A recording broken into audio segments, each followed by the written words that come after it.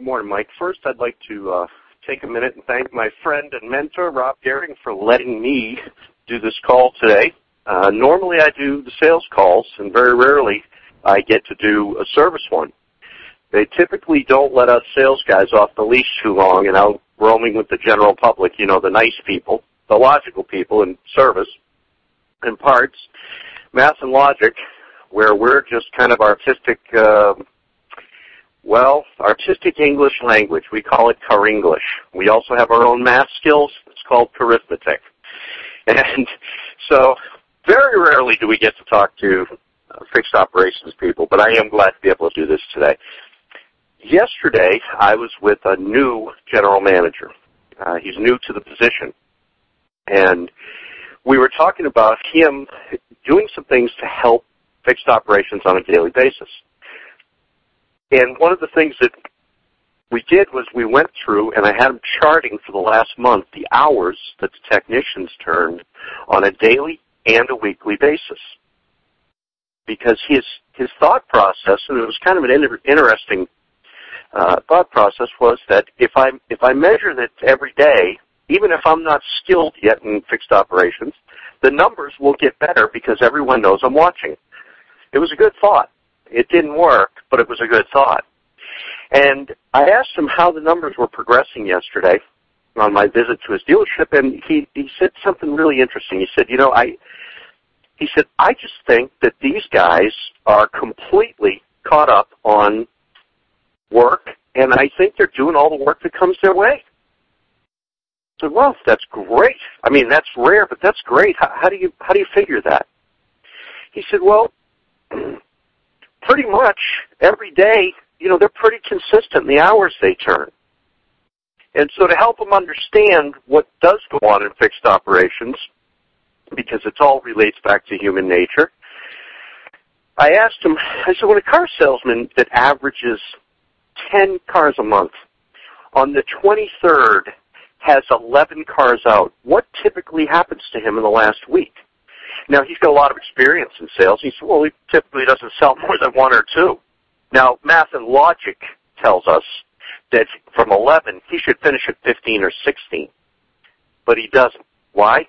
Because that's his comfort zone. And it's also true of fixed operations for technicians.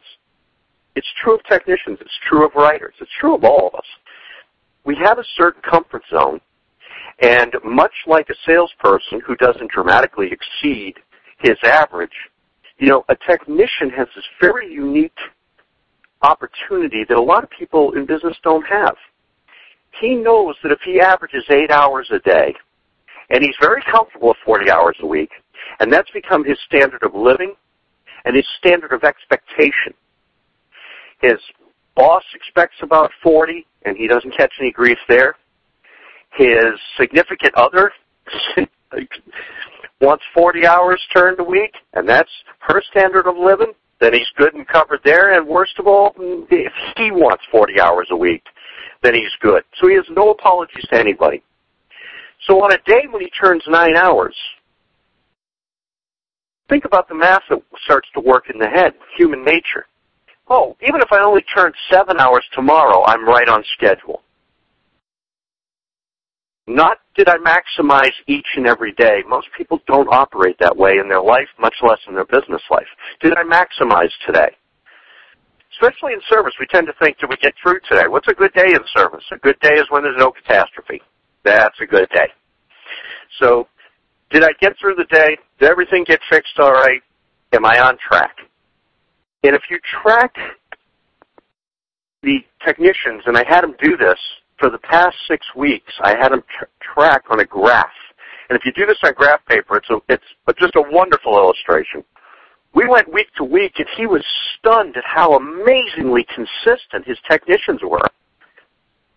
And I could see that the fog was starting to lift for him. He said, you know what this tells me? They know exactly how many hours they have.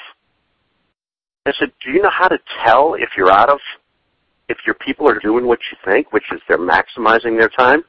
They're coming to you virtually every day. They're coming to you virtually every day, and they're asking for a used car to do. Is there any additional work you need? I said, if they're not coming to you almost on a daily basis, then just by that virtue alone, you have not exhausted all the work that you have. And now he's really starting to think about getting the math of this thing. And he said, I got it. It's like my salespeople that stop working at a certain time. Well, the greatest conspiracy in history, and it's like Fight Club. Don't talk about Fight Club. Don't talk about stopping working. In parts, we know what time not to send a driver out because of our local market and traffic and what time he'll get back, or who to send them to at a certain time of the day.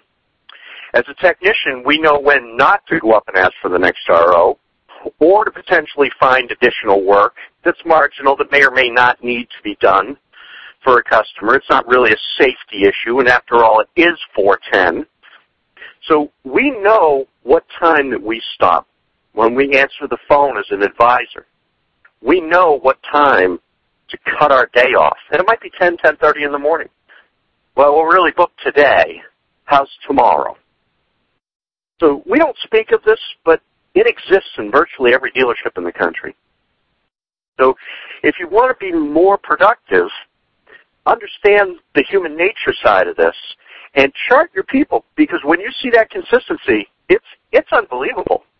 I mean, just math and logic, your shop, your dealership doesn't flow that consistently.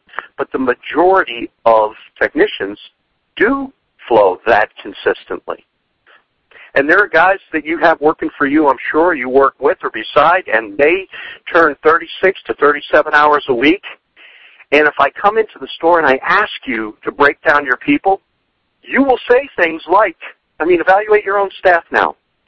Find out if you don't say things like, oh, he's a good guy, he's really steady, he turns about 35, 36 hours a week. I never have to worry about him. Never have to worry about him what? Underperforming by 10 to 12% a week? Let's add that up over a year. That's 208 hours a year.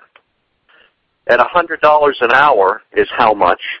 Now let's put matching parts on is how much? Now let's net 60% to 65% of that, that's how much? And all of a sudden you start to realize where all this profit potential leaks out. It's within the people potential. That's where we lose our money. Not maximizing their work time. Some of it's efficiency, sure. Some of it's efficiency. We're not efficient in how we hand out work. And, the poor dispatchers and writers of this world, they don't recognize that the guy who turns 7 hours a day, who hits 7 hours at 3:15, they don't realize, unless they can see in the shop, that he basically will do nothing for the next 40, 45 minutes, and then he'll work the desk like they do in sales. He'll go up and say, well, unless you have something that's a 15, 20-minute job, I'll just get cleaned up and get ready. What do we inevitably say? Go ahead. You can get cleaned up and get ready today. It wasn't the 40 minutes I just cut off the end of his day. It's the 40 minutes he cut off before the 10 minutes that he waited for me. So we do lose profit opportunities, much like we lose them in sales. We lose profit opportunities in service. And in finishing this topic, I went through with him each technician, and then I asked him, in your 6 weeks in the job, have you met with these technicians yet? And he said, well, I went to one of their meetings. Yeah, but have you met with each one? No. So, new general manager, new to service, definitely new to service management, and he's intimidated by the fact that he would have to talk to these technicians because he doesn't know what they know. He doesn't know how to fix vehicles. I asked him, if you understand math and logic, human nature, which he really does, go out and talk to these folks. Ask them how many hours a week do you turn on average. Then show them their chart and say, well, I've been charting this. Now you might see an increase. I asked him how involved he was with them when he signs the paychecks. I said, everybody who turns more than 40 hours, do you write a personal comment in there of thanks and gratitude for the dealership? No, I don't. Do you read how many hours they turn? Well, I look at it. Okay, so we're not engaged with our people. We can't expect them to willingly want to do more with pride if we don't have pride in them and we don't acknowledge them in the proper way. So now he's starting to do that as well. And all of these little things are going to add up to the big thing, which is going to be that we're going to take care of more customers. We're going to have more retention of our customers in our dealership. And when you have more retention and you have those repeat customers and you build that trust, your service department is a much more pleasant place to work. You'd always rather work with a long-term customer than someone who's having a problem that didn't buy the car from you. They tend to be the more difficult people to deal with than your long-term customers in service with you on a consistent basis, because there's already implied like and trust in there. They'll buy from people they like and trust. It's been proven over and over again. So I want our customers to trust us.